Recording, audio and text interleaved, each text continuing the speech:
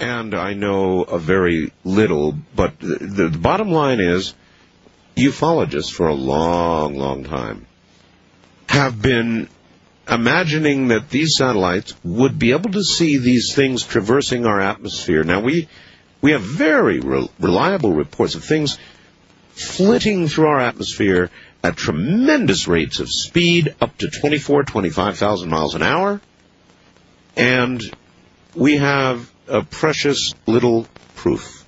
But they have been observed, and a lot of people have thought, well, you know, wouldn't a satellite see something like that occasionally? And the answer is yes. The ufologists aren't the only ones. The Soviet Union was really afraid of that, very much concerned about our spy satellites and other sensors detecting UFOs and mistaking them for a Soviet attack. And that was a real threat, so much so that Pravda, let's see if I've got it here.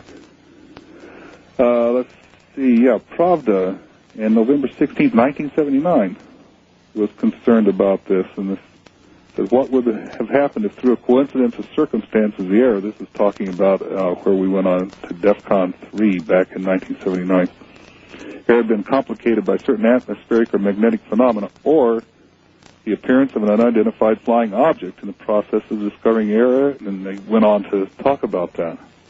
So the Soviet Union was afraid of that.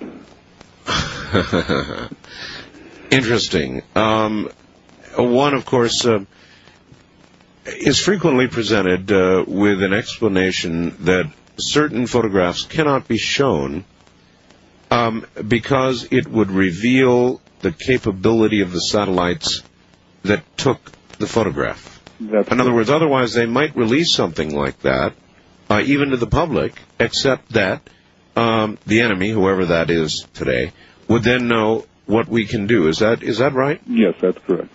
That's one of the big problems we have. As Daryl alluded to at the top of the show, I've got everything I've gotten from public sources. Freedom of Information Act requests, magazine articles, different publications, and it helps to know where to look. Yeah, but see, that's how the KGB does their work, too. Sure. We are going to continue in a moment with my two guests, the phone company allowing us, and we are going to continue to talk about spy satellites and what they see. Ronald Regier is one guest, and Daryl Sims is my other guest. I think you will find this a very instructive night.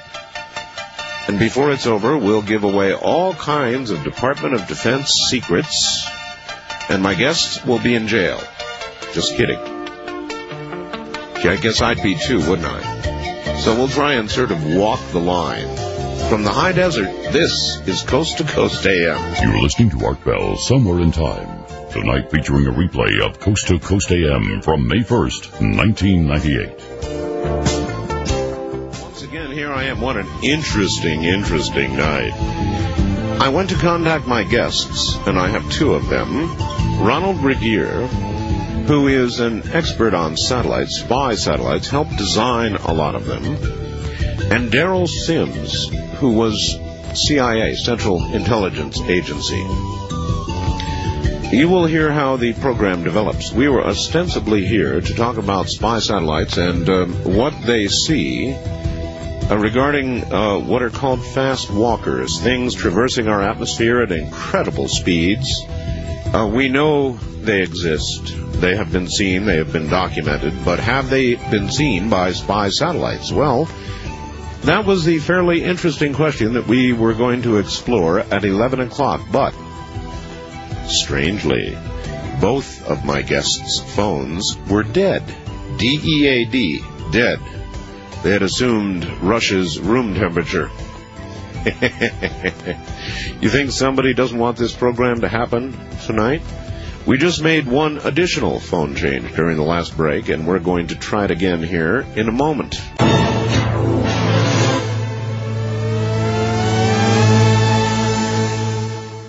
Back to Ronald Regier and Daryl Sims. Gentlemen, are you here? Yes, sir. We are here. All right. Wonderful. Maybe we can get something done here. All right, subject, spy satellites. Question, do they see UFOs, objects that traverse our atmosphere at tremendous rates of speed, or even objects that are in low Earth orbit? What do we see? Ronald, what can you tell us? We've seen quite a few things, as a matter of fact. One of the first sightings I investigated was I was attempted to give correlation between the satellite data and the Iranian UFO event. And that was back in 1976. Wait a minute. What Iranian UFO? Back in 1976, around Tehran, they spotted a large UFO. This UFO was, they scrambled Iranian F-4s, Iranian Air Force scrambled F-4s to close in on the object. It was sighted from the ground. Right. It was, the pilots, when they got close enough, they were able to lock on with it with their AIM-9 missiles. Now, an AIM-9 is an infrared missile.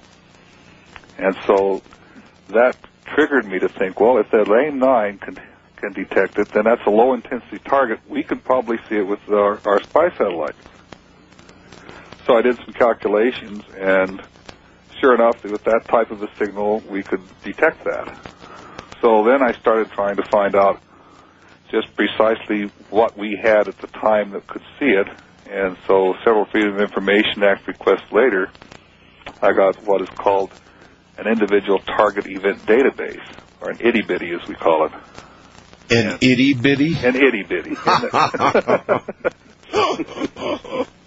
And in the itty-bitty, there was, at the precise time of the Iranian UFO, there was a sighting in the itty-bitty, where we recorded the sighting. Right. So that was first correlation I had of one of our spy satellites actually getting correlation on the ground of an event. I could compare the two. And so that was a definite hit. Then later on, I got, remember the big Colorado UFO where they reported it as a forest fire, and called the local sheriff and said, you got a forest fire over here between Durango and Pueblo, I believe it was. Really? And so the sheriff set out a helicopter, because that's a remote area, and they could destroy a lot of forest area before they could get anybody there. And while he was on the way there, got another phone call back, says, never mind, it's over here. Gave him another location. Then later on came back and says, never mind, there's nothing there, don't worry about it. Mm-hmm. Well, a short time after that, within I think it was 2 weeks, 3 weeks, I didn't know about the Colorado thing.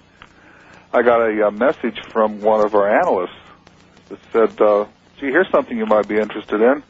We had a moving forest fire in Colorado. A moving forest fire. How fast was this forest fire moving? The analyst didn't say. He just said it was, at this time it was here, and at this time it was here. Uh-huh. So that was, then later on I found out about the UFO that correlated to that so-called forest fire.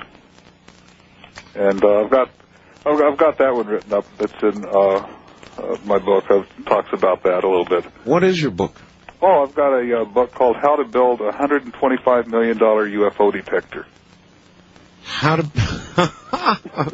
Which, of course, refers to spy satellites, I presume. That's correct. It is such a terribly sensitive subject that I'm frankly surprised you can find ways to talk about it at all. I mean, even if your sources are legitimately gathered through FOIA requests, whatever other sources you might have, since you worked and designed these satellites, they would be really concerned with your coming on a program like this. Well, yeah, I got called in one time by security. It was interesting. A UFO researcher back east sent me a a fax. Uh-huh. And the fax showed an event that came in from deep space that our satellite had detected. And what he sent me was a page out of a classified report. I happen to know the report because I'd written the report. And so I took it to security, explaining to them that we had a leak somewhere in the system. If I could get this fax of a secret page, then the secret page was getting out somewhere. Huh. So I talked with, they assigned an investigator, and we talked for several hours, and I finally said, Carl, what are you doing? He says, well, I'm filling out your security violation. You're a security violation? I said, excuse me, I come and tell you about a leak, and you're going to write me up for a security violation. No good turn going unpunished. That's right.